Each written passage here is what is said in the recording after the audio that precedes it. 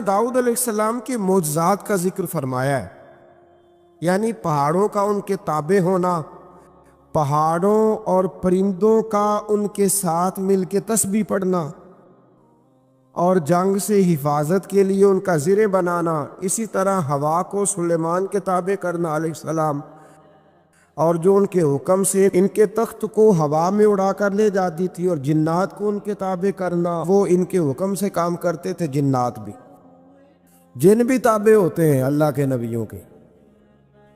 جب نبی پاک طائف سے واپس آئے تھے تو حضور پریشان تھے، تو جنوں کی جماعت نے آ کے کلمہ پڑھا، کہا یا رسول اللہ اگر وقتی طور پر انسان نہیں مانتے تو ہم تو حاضر ہیں نا، ہمیں کلمہ پڑھا دیں۔ جن رسول اللہ کے غلام بنے۔ تو حضرت سلیمان کا تخت بھی ہوا میں اڑتا تھا۔ کبھی کسی زمانے میں لوگ اس پر اعتراض کرتے تھے کیسے اڑ سکتا ہے، جب سے جہاز اڑنے لگ گیا ہے نا، اب سائنسدانوں نے اس پہ اعتراض کرنا چھوڑ دیا ہے، باقی بھی ساری چیزوں پہ چھوڑ جائیں گے آہستہ آہستہ۔ انسان سے مجبوری میں کوئی کام ہو جائے تو وہ تو معاف ہوتا ہے، لیکن وہ کہے کہ میں بھول گیا تھا، میرا دھیان نہیں رہا تھا، مجھے یاد نہیں رہا تھا، تو یہ غفلت ہے۔ تو غافل اب جب آپ ہو جاتے ہیں تو پھر غفلت انسان کو روز بروز زیادہ غافل کرتی جاتی ہے۔ مال کماتے کماتے مقصد مال نہیں بنانا، دولت حاصل کرتے کرتے محبت دولت کی نہیں دل میں پیدا کرنی، بال بچے، گھر بار، مکان، اس کے پیچھے بھاگتے بھاگتے ایسا نہ ہو کہ پلٹ کر دیکھیں تو ہمارا بہت سا روحانی، فکری اور ذہنی نقصان ہو چکا ہو۔ بہت سارے لوگ ہم میں سے ایسے ہیں جو الحمدللہ مقصود نہیں دولت کو بناتے، جن کا مقصود رزق حلال ضرور ہے، لیکن وہ اس کو اپنے ذہن پہ سوار نہیں کرتے، صرف دولت کی ہو کے زندہ نہیں ہے، وہ اللہ کے بندے بن کے زندہ ہے، رسول اللہ صلی اللہ علیہ وسلم کے غلام بن کے فخر محسوس کرتے۔ دولت کی طرف جتنی زیادہ ہماری توجہ ہو گئی ہے اور مال کی جانب جتنا زیادہ ہمارا ذہن ہو گیا، سارے رشتے مال میں تلنے لگ گئے، ہر چیز کو اسی عینک سے دیکھا جانے لگا ہے۔ اللہ تعالیٰ نے قرآن مجید میں ارشاد فرمایا کہ یا ایھا الذین آمنوا لا تلھکم اموالکم ولا اولادکم عن ذکر اللہ، اے ایمان والو تمہارا مال اور تمہاری اولاد تمہیں اللہ کے ذکر سے کہیں غافل نہ کر دے۔ اولاد بھی تمہاری ہے، مال بھی تمہارا ہی ہے، رہے گا بھی تمہارے پاس، لیکن اس کی موجودگی میں غافل نہ ہو جانا، غافلوں جیسی زندگی نہ بتانا۔ جو لوگ سڑک کو منزل بنا لیتے ہیں وہ رستے میں رہ جاتے ہیں۔ سڑک جو ہوتی ہے وہ راستہ ہوتی ہے، منزل نہیں ہوتی۔ یہ جو رزق ہے، دولت ہے، مال ہے، اولاد ہے، یہ تو سارا رستہ ہے اللہ کی طرف جانے کا، کہ تھوڑا سا رزق حلال کمائیں، کمر سیدھی ہو جائے، اور پھر ہم اپنے رب کریم کی عبادت کریں۔ ہم رزق حلال کمائیں تاکہ ہم ہاتھ پھیلانے سے بچیں، اور ہم اللہ کے بندوں کی ضروریات کا خیال کریں، دین کے کاموں میں اپنے آپ کو مشغول کریں، کچھ نہ کچھ اپنا حصہ پیش کریں۔ یہ مقصود تھا، یہ منزل نہیں، یہ تو صرف ایک راستہ تھا۔ ہم نے اب کیا کیا ہے کہ یہی چیز ہماری منزل بن کے رہ گئی ہے۔ رات پیسے گننا، سویرے اٹھ کے پھر گننا شروع کر دینا، پیسوں میں رشتوں کو تولنا، پیسے کے ساتھ ہی اپنے آپ کو ہر وقت لگائے رکھنا، الجھ کے رہ گئے ہیں لوگ، الجھ کے، اور پھر کوئی بندہ جیت نہیں رہا۔ ہمارے دادا بھی یہی کہتے تھے کہ کچھ پیسے کمانے ہیں تاکہ بچے پال لوں، یہ کہتے کہتے چلے گئے۔ ہمارے ابا بھی یہی کہتے تھے، پھر اس کے بعد ہم نے بھی یہی بولی بولنی شروع کر دی ہے، تو جیتا تو کوئی بھی نہیں، جیتا تو کوئی بھی نہیں۔ مال کو ضرور حاصل کرے۔ حضرت بہاءالحق نقشبند بخاری رحمۃ اللہ علیہ فرماتے، میں نے نا مینا کے میدان میں ایک نوجوان دیکھا جو لاکھوں کا کاروبار کر رہا تھا، لاکھوں کا، دیناروں کا کاروبار کرتا تھا، سونے چاندی ہیرے جواہرات کا کام کرتا تھا، لیکن فرماتے میں نے اس کے دل پہ نظر ڈالی، لاکھوں کا کام کرتا تھا پر اس کا دل ایک منٹ کے لیے بھی اپنے رب کی یاد سے غافل نہیں تھا۔ ہر وقت اس کا دل اپنے مالک کی یاد میں مصروف تھا، ہر وقت۔ ارشاد فرماتے ہیں کہ میرا شروع میں اس کے بارے میں گمان یہ تھا کہ دیکھو یہ شخص کیا کر رہا ہے، پیسہ کما رہا ہے، دولت کے چکر میں پڑا ہوا ہے۔ فرماتے ہیں کہ پھر میں نے ایک اور منظر دیکھا، ایک اور رنگ میں نے دیکھا کہ وہ کما رہا تھا، اور پھر اختتام حج پہ میں نے دیکھا کہ جو کمایا تھا سارا اللہ کے بندوں پہ خرچ کر رہا تھا۔ آپ اور میں، ہم نے دیکھنا صرف یہ ہے کہ کہیں ایسا تو نہیں ہے کہ دولت میں الجھ گئے۔ بہت سارے لوگوں نے یہ کہا تھا، ہم سنتے تھے جب کوئی آدمی جانے لگتا تھا نا پردیس پیسہ کمانے کے لیے، تو وہ کہا کرتا تھا کہ میں ملک سے باہر جا رہا ہوں، 2 4 5 سال لگا کے آؤں گا، واپس آ کے پھر یہاں میں نے کوئی کام کرنا، تھوڑے سے پیسے کماؤں تاکہ یہاں نہ پھر میرا سلسلہ کوئی بن جائے۔ وہ 3 سال لگانے گئے تھے پر 30 گزر گئے ہیں، لوٹ کے واپس کوئی نہیں آئے۔ وہ 4 سال کا کہہ کے گئے تھے پر سال 40 ہو گئے، لوٹے نہیں۔ کیوں نہیں لوٹے؟ اس لیے کہ پہلے مفاد چھوٹا تھا، خیال یہ تھا کہ تھوڑے سے پیسے آ جائیں گے، بچوں کا خرچہ چلنے لگ جائے، فیسیں پوری ہونے لگ جائیں، اور مجھے کسی سے مانگنا نہ پڑے، تو بس پھر میں کامیاب ہوں۔ یہ طے کیا تھا۔ اس کے فوراً بعد پھر جب باہر گئے تو خیال آیا کہ نہیں، صرف پنکھے کا نہیں، اے سی کا بل بھی دینا پڑے گا۔ پھر تھوڑا اور آگے بڑھے تو خیال آیا کہ چھوٹی گاڑی پہ گزارا نہیں ہوتا، بڑی گاڑی نہ لے لیں۔ پھر خیال آیا کہ بڑی گاڑی لی ہے تو یہ تو اندر کھڑی نہیں ہوتی، سامنے والا پلاٹ مل جائے تو ذرا گراج اچھا بن جائے گا۔ پھر الجھ گئے دوستو۔ پھر نہ مالک حقیقی کی جانب وہ نظر جو ہماری ہونی چاہیے تھی نہ رہی۔ ذوق سے نماز پڑھتے تھے، پھر ہماری نمازیں مختصر ہو گئیں۔ ہم سویرے اٹھ کے ذوق سے قرآن پاک پڑھتے تھے، پھر وہ وقت بھی ہمارا دفتر کی تیاری میں لگ گیا۔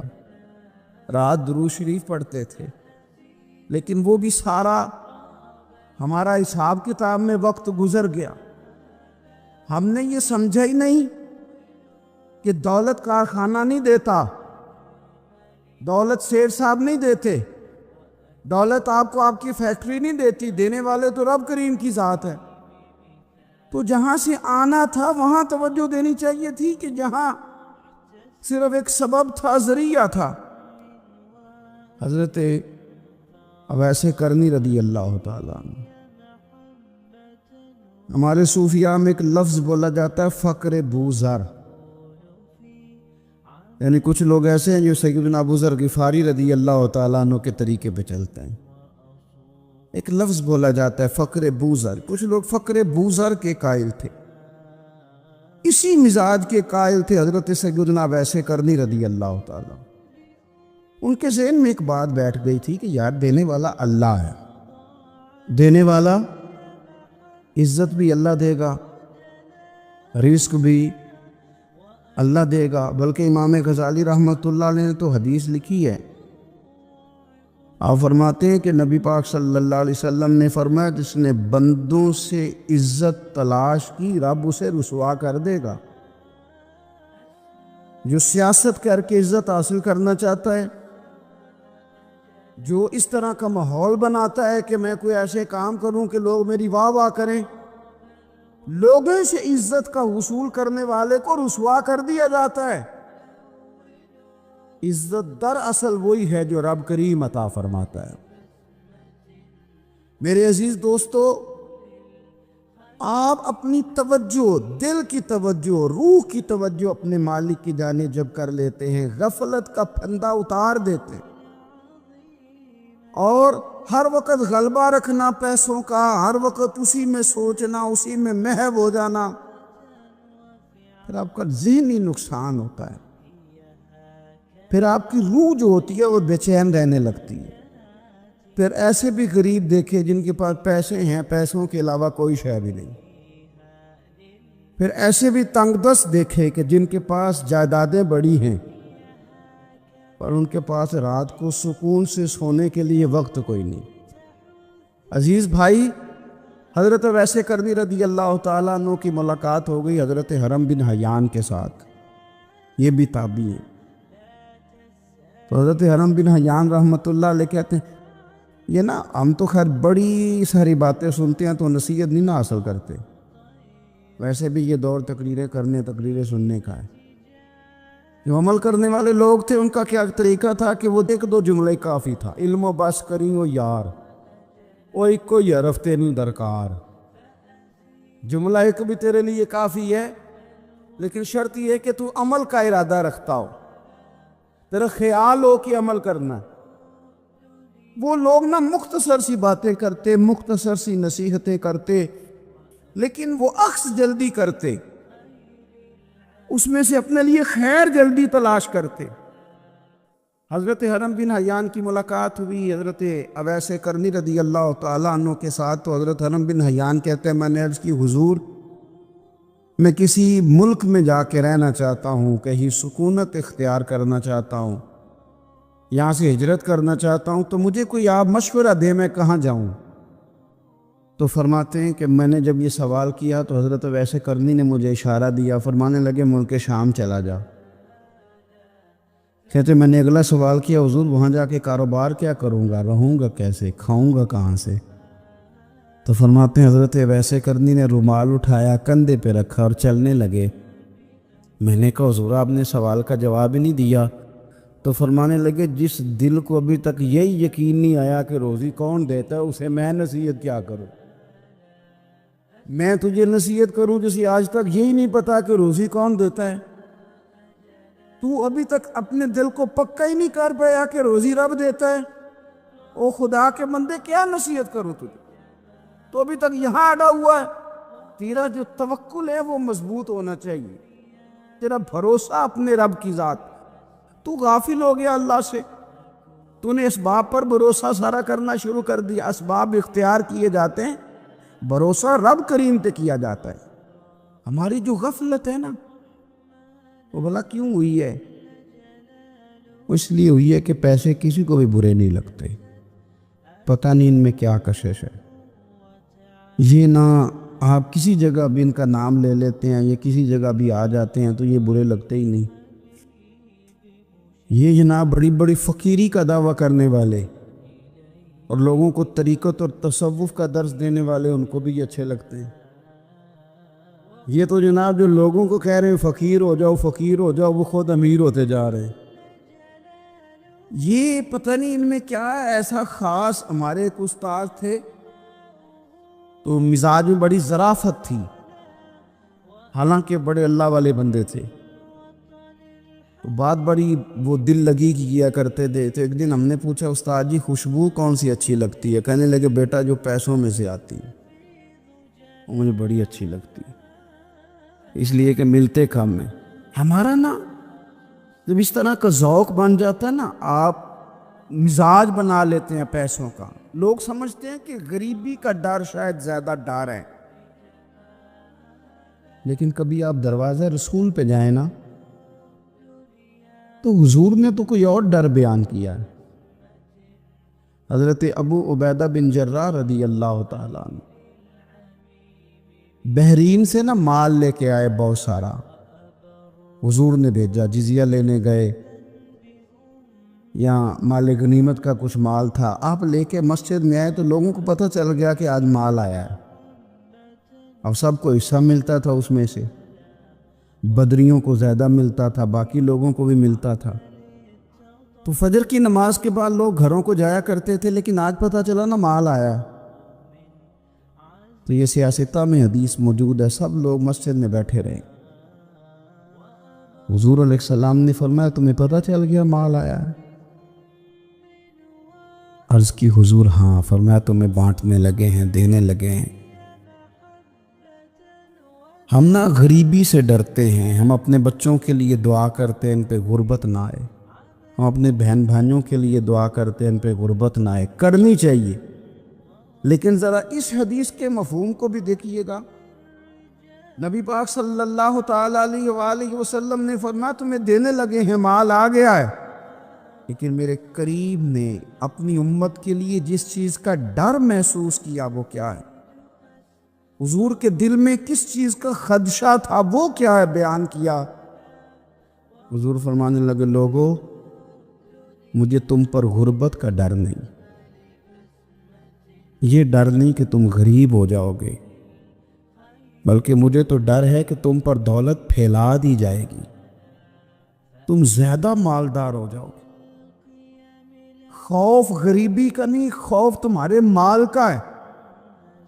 اور حضور فرماتے ہیں کہ پھر تم انہی باتوں میں مبتلا ہو جاؤ گے جن میں پرانی امتیں مبتلا ہوئی تھی، اور جب وہ اللہ کی نافرمانی میں مبتلا ہوئی تھی تو پھر وہ ہلاک کر دی گئی تھی۔ مجھے ڈر ہے، مجھے ڈر ہے۔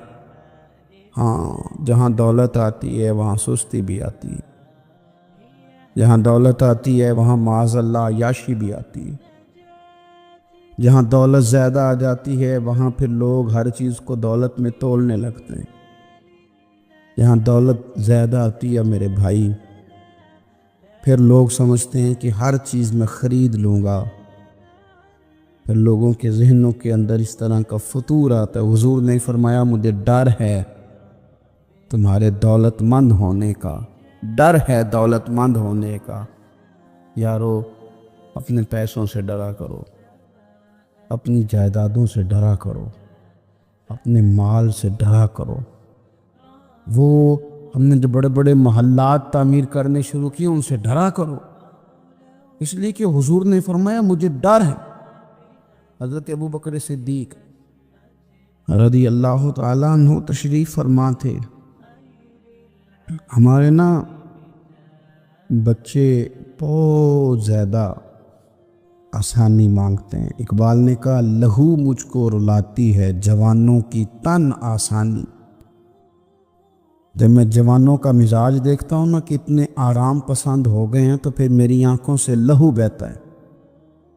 لہو مجھ کو رلاتی ہے جوانوں کی تن آسانی، ان کا وجود اتنا آسانی کا ماحول لینا چاہتا ہے، ذرا سی بھی کوئی تکلیف آپ دیکھ لیں، لائٹ بند ہو جائے تو مصیبت کھڑی ہو جاتی، کسی جگہ چند منٹ کے لیے آدھے گھنٹے کے لیے ٹریفک بند ہو جائے تو مثلاً کیا ہو جائے گا، لیکن یہ کہ طبیعتوں میں تلخی، اور جب وہ گاڑیاں آہستہ آہستہ چلتی ہیں تو ایک دوسرے سے آگے بڑھنے کی وہ شدت، وہ ہمارے مزاج میں ایک دوسرے کے بارے میں دل میں بڑے بڑے جملے، کیوں؟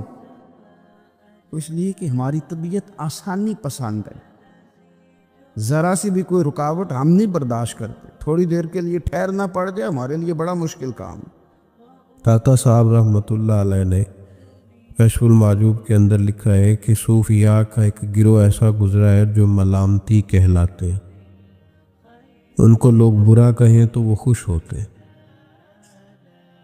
وہ سمجھتے ہیں جب لوگ تنقید کرتے ہیں تو نفس پہ بوجھ پڑتا ہے، جب کوئی دل توڑتا ہے تو اللہ کی بارگاہ میں رونا آسان ہو جاتا ہے۔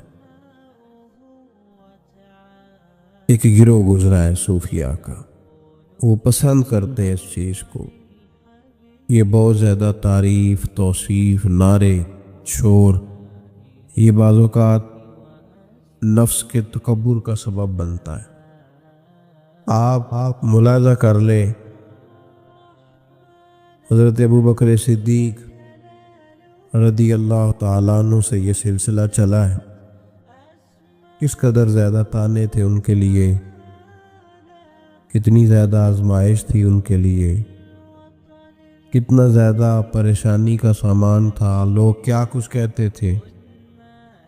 اور پھر یہ سلسلہ تمام صحابہ کے لیے اسی طرح رہا۔ آپ لوگ جن لوگوں کی تعریف کرتے ہیں، یہ ضروری نہیں کہ باقی بھی سارے ان کی تعریف کرتے ہوں۔ امام علی مقام سیدنا امام حسین رضی اللہ تعالیٰ عنہ کا ہم دن مناتے ہیں، پوری امت مسلمہ امام حسین رضی اللہ تعالیٰ عنہ کی عظیم قربانی کی یادگار مناتی ہے، تو سارے کلمہ گو تو ایسا نہیں کرتے۔ آج بھی ڈھیروں لوگ ہیں جو تانا دیتے ہیں، اس کو سیاسی جنگ کہتے ہیں۔ دین کے لیے یہ جو آزمائش رہی، یہ جو تانا رہا، یہ جو تنقید رہی، یہ اس کا حسن رہا، یہ چیز اس کو نکھارتی ہے، یہ اس کے اندر تازگی پیدا کرتی ہے۔ جب آپ کو راہ دین میں کوئی برا کہتا ہے تو آپ کے لیے وہ چیز مزید حسن کا سامان پیدا کرتی ہے، آپ کے لیے مزید بہتری ہوتی ہے۔ داتا صاحب رحمۃ اللہ تعالیٰ علیہ نے خود لکھا ہے، داتا صاحب فرماتے ہیں کہ ایک طریقت کا ایک مسئلہ میرے لیے بن گیا تھا۔ روحانی سفر انسان کر رہا ہوتا ہے نا، جب بڑے اچھے اس کے اوراد و وظائف چل رہے ہوتے ہیں، عبادات چل رہی ہوتی ہیں، تہجد میں بوجھ نہیں ہوتا اس کے لیے اٹھنا، تلاوت قرآن پاک صحیح کر رہا ہوتا ہے، اگر مراقبے پہ بیٹھا ہے تو صحیح بیٹھا ہوتا ہے، اس کے اسباق صحیح چل رہے ہوتے ہیں۔ کئی دفعہ رکاوٹ آ جاتی ہے، اس کی کوئی نہ کوئی وجہ ہوتی ہے، یا تو کہیں غلطی ہو جاتی ہے، یا انسان کوئی ایسی بھول کر بیٹھتا ہے جس کے نتیجے میں بریک لگ جاتی ہے۔ داتا گانج بخش علی حجویری رحمۃ اللہ تعالیٰ علیہ ارشاد فرماتے ہیں کہ میرا طریقت کا کوئی مسئلہ بن گیا، روحانی سفر جو میں طے کر رہا تھا۔ آج کل تو خیر سارے لوگ طے کر کے بیٹھے ہوئے نا، ہم سارے سفر، ہم تو مسافر ہے ہی نہیں، ہم نے تو مکمل کر لیا سفر۔ ہم تو گفتگو کرتے ہیں تو ایسے لگتا ہے کہ جیسے طریقت کے اماموں میں ہمارا نام لکھا جائے گا۔ بالکل ہم کوئی ماحول ہی نہیں ایسا کہ کوئی سیکھے، کوئی پوچھے، کوئی سوال کرے، کوئی آگے بڑھنے کی کوشش کرے، مزاج نہیں رہا ہمارا۔ داتا صاحب کہتے ہیں میں ایک روحانی مسئلے میں الجھ گیا تھا، تو میں نے بڑے اوراد کیے، وظائف پڑھے، بڑا میں نے اللہ اللہ کی، بڑا کچھ کیا، جو ممکن تھا میں نے کیا، کئی مزارات پر حاضری بھی دی، صدقات و خیرات بھی کیے، لیکن وہ میرا مسئلہ حل نہیں ہوتا تھا۔ وہ ایسا مسئلہ تھا جو الجھ گیا، مجھ سے حل نہیں ہو رہا تھا۔ آپ فرماتے ہیں میں چلتے چلتے ایک مسجد میں گیا تو وہاں کچھ درویش بیٹھے تھے، درویش، اور وہ عجیب مجذوب صفت لوگ تھے، ایک گروہ ان کا پورا بیٹھا ہوا تھا۔ فرماتے انہوں نے میری طرف دیکھا تو میرا مذاق اڑانا شروع کر دیا، پھر انہوں نے خربوزے کھانے شروع کیے، وہ خربوزہ کھاتے تھے اور چھلکے مجھے مارتے تھے۔ آپ فرماتے وہ چھلکے مار کے پھر ہنستے تھے، پھبتیاں کستے تھے، میرا مذاق اڑاتے تھے۔ فرماتے وہ میرا مسئلہ جو کئی دنوں کا اٹکا ہوا تھا، حل نہیں ہو رہا تھا، ان کی یہ حرکت کرنے سے میرا وہ والا مسئلہ اللہ نے حل فرما دیا، میرے اندر وہ تازگی پیدا ہو گئی۔ جب کوئی شخص خبر لاتا ہے نا آپ کے لیے جب کوئی خبر لاتا ہے کہ فلاں نے آپ کو برا کہا، تو اس میں محاذ نہیں قائم کرنا چاہیے۔ ایک ہم لوگ محاذ بنا لیتے ہیں، جو موقع ہماری عین اصلاح کا ہوتا ہے، جس میں ہمارے لیے بڑے اسباق ہوتے ہیں، ہماری بہتری بہت زیادہ اس کے اندر مضمر ہوتی ہے، ہم اس کو سمجھتے ہی نہیں۔ یہ جو دین کے لیے تانا ہوتا ہے نا، جے کر یہ تانے نصیب ہو جائے ہمیں، اگر ہمارے مقدر میں آ جائیں یہ تانے، تو یہ بڑا فائدہ کریں گے، یہ نفع کرے گا۔ بہت سارے تانے ہم برداشت کرتے ہیں، لوگ بہت ساری برادریوں کو اچھا نہیں سمجھتے، ہم سہتے ہیں، ابھی کوئی برادری چھوڑ کے نکلا تو نہیں۔ بہت سارے لوگ بہت ساری چیزوں کو اچھا نہیں سمجھتے، لیکن ہم نے احتجاج تو نہیں کیا۔ مذہب کے معاملے میں ذرا سا ہلکا سا کو تانا دیتا ہے۔ میں نے کہا کہ آپ دیکھیں نا داتا صاحب نے کتنی خدمت کی، تو کیا سارے لوگ اچھا کہتے ہیں داتا صاحب کے مزار کو؟ آج بھی اتنی لمبی زبانیں نکال کے لوگ کہتے نہیں وہ شرک کا اڈا ہے معاذ اللہ۔ بابا فرید علیہ رحمہ زہد الانبیاء، شیخ الاسلام، تو کیا ساری دنیا ان کو صحیح کہہ رہی ہے آج بھی؟ تو یہ تو بھائی لطف ہے، آپ اس لطف کا رنگ کیوں خراب کرتے؟ اس کا ذائقہ لے، اس طرف بھی توجہ کرے، اس پر غور کرے۔ میرے اعلیٰ حضرت فاضل بریلوی رحمت اللہ تعالی علیہ، اعلیٰ حضرت رحمت اللہ علیہ کے زمانے میں ہی لوگ انہیں مجدد کہتے تھے، ان کے زمانے میں ہی انہیں امام اہل سنت کہا جاتا تھا۔ ان کے دور میں بڑے بڑے شیخ الحدیث، بڑے بڑے لوگ ان کی بارگاہ میں آ کے بیٹھا کرتے تھے۔ سید دیدار علی شاہ صاحب رحمۃ اللہ علیہ عمر میں ان سے بڑے تھے، لیکن پھر بھی ان کی خدمت میں آ کے بیٹھتے تھے۔ صدر اللہ فاضل سید نعیم الدین مراد آبادی جیسی شخصیات ان کی بارگاہ میں رات کو بیٹھا کرتے تھے۔ بڑے بڑے قیمتی لوگ، حضرت محدث صورتی، یہ مرید تھے مولانا فضل الرحمان گنج مراد آبادی رحمۃ اللہ علیہ کے، اور پڑھا بھی انہی سے، خلافت بھی انہی سے، سارا سلسلہ انہی سے، لیکن ہر وقت اعلیٰ حضرت کے پاس بیٹھے رہتے تھے، اور عمر بھی اعلیٰ حضرت سے زیادہ تھی۔ تو کچھ لوگوں نے کہا کہ سارا سلسلہ وہاں ہے، بیٹھے یہاں رہتے ہو۔ فرمانے لگے یار جو ایمان کی لذت ان کے پاس ملی ہے وہ کسی اور جگہ نہیں ملی، ہر چیز اپنی جگہ پہ۔ لیکن اس کے ساتھ ساتھ ایک دوسرا پہلو بھی تھا۔ جس طرح آج لوگوں نے شور ڈالا ہے نا، اتنی تنقید شاید کسی شخص پہ ہوتی ہو جتنی فاضل بریلوی پہ معاذ اللہ کی جاتی ہے۔ لوگ بدعتی کہہ کے، قبر پرست کہہ کے، بڑا کچھ کہہ کے تانے نہیں دیتے، انہیں الزامات نہیں لگتے۔ تو یہ آج نہیں شروع ہوئے، اس زمانے میں بھی یہ سلسلہ جاری تھا۔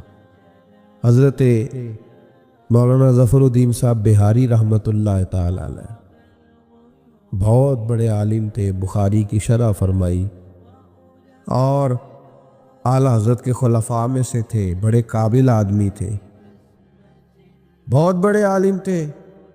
تو پیار بھی بڑا تھا، جس سے محبت ہوتی ہے اس کی غیرت بھی انسان کے دل میں ہونی چاہیے۔ تو خطوط پڑھنے کی اور جواب دینے کی ڈیوٹی بھی حضرت مولانا ظفر الدین بہاری رحمۃ اللہ علیہ کی تھی۔ تشریف فرما تھے، بیٹھے ہوئے تھے، تو خط آتے تھے۔ اب ہمارے ہاں ٹیلی فون آتے ہیں، کام آسان ہو گیا ہے، پرانے زمانے میں خطوط آیا کرتے تھے، اور خطوط کے جواب لکھنا ایک بہت بڑا کام ہوتا تھا۔ باقاعدہ مشائخ کے پاس کچھ لوگ ایسے موجود ہوتے تھے جو صرف خطوط کے جواب دیتے تھے، اور اگر کوئی فتوے کا معاملہ ہوتا تھا تو وہ فاضل بریلوی علیہ رحمہ خود لکھا کرتے تھے۔ تو خط کچھ آئے، مولانا ظفر الدین بہاری رحمۃ اللہ علیہ پڑھنے لگے، سنانے لگے، جواب اعلیٰ حضرت فرمانے لگے، وہ لکھنے لگے۔ تو ان خطوط کے اندر 2-3 خطوط ایسے بھی آئے جس میں لوگوں نے اعلیٰ حضرت کو گالیاں لکھی ہوئی تھی، معاذاللہ بڑے سخت جملے کہے تھے، اور ایسی باتیں کہی تھیں کہ جو وہ پڑھتے گئے تو انہیں جلال آتا گیا۔ بڑے مریدین اعلیٰ حضرت کے حاجی لال خان جیسے بڑے رئیس اعظم لوگ تشریف فرما تھے، جب یہ خطوط پڑھے گئے جلال آیا سب مریدین کو، اور جوش میں مولانا ظفر الدین بہاری کہنے لگے میں ان پر مقدمہ کروں گا، میں کچہری جاؤں گا، عدالت جاؤں گا، میں مقدمہ کروں گا، انہیں سزائیں دلواؤں گا۔ اعلیٰ حضرت رحمت اللہ علیہ مسکرا کے ان کا چہرہ دیکھنے لگے، فرمانے لگے اس طرح کر، ان کو بند کر اور یہ میرے سے چابی لے، فلاں الماری کھول، اس کے فلاں دراز میں کچھ خط پڑے ہیں وہ بھی نکال کے لا۔ آپ کہتے میں گیا، وہ خطوط میں نکال کر کے لایا اور لا کر میں پڑھا، ان کو کھولا تو کسی نے اعلیٰ حضرت کو امام اہل سنت لکھا ہوا تھا، کسی نے لکھا تھا مجدد آپ، کسی نے لکھا تھا کہ ہندوستان کے حسان بن ثابت بھی آپ ہی ہیں رضی اللہ، کسی نے کوئی لقب دیا، کسی نے کوئی۔ اعلیٰ حضرت فرمانے لگے ظفر الدین اس طرح کر یار، انہوں نے میری تعریفیں کی ہیں، پہلے انہیں جائیدادیں بانٹنا، تو پھر تنقید کرنے والے پہ مقدمہ بھی کر لینا، انہیں پہلے جائیدادیں بانٹنا، ان کے لیے انعام کا اعلان کر۔ اور پھر بڑا خوبصورت اور قیمتی جملہ جو صوفیاء کی روحانی تربیت کے لیے بڑا قیمتی ہے، بڑا خوبصورت جملہ کہا۔ آپ فرمانے لگے مجھے بتاؤ تو صحیح، میرا ان کے ساتھ ذاتی جھگڑا کیا ہے؟ یہ جو مجھے گالیاں دیتے ہیں، میرا جھگڑا کیا ہے ان کے ساتھ؟ کوئی زمین کا میرا ان کے ساتھ لین دین کا معاملہ؟ کیا جھگڑا ہے؟ جھگڑا یہ ہے کہ یہ کہتے ہیں جیسا علم نبی پاک کو ہے ویسا جانوروں پاگلوں سب کو ہے، تو میں انہیں کہتا ہوں تم کفر بکتے ہو۔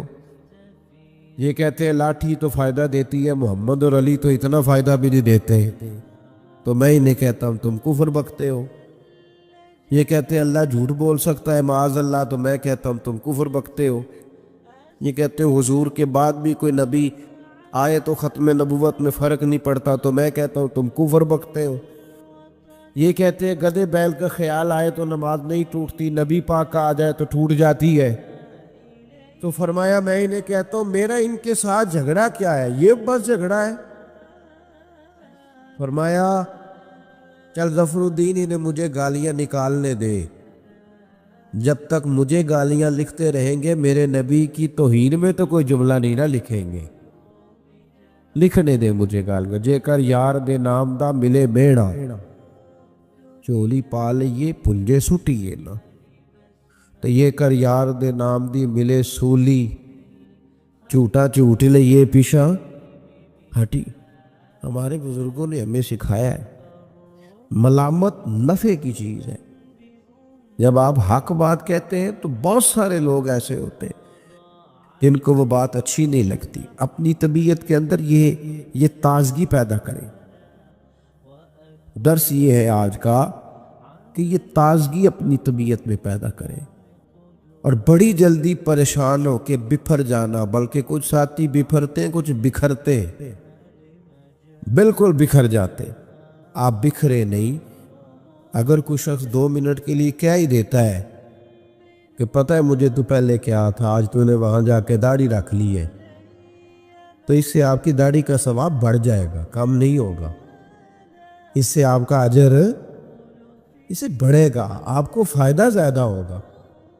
جتنی نیکی دقت کے ساتھ ہوتی ہے اتنا اللہ اجر زیادہ عطا فرماتا ہے، تو آپ بڑی جلدی پریشان نہ ہوا کریں، بڑی جلدی آپ جو ہے وہ اس طرف توجہ نہ کیا کریں کہ یہ مجھے فلاں آدمی یہ کہہ رہا ہے تو اب کیا بنے گا، کس طرح کر کے یہ سلسلہ چلے گا۔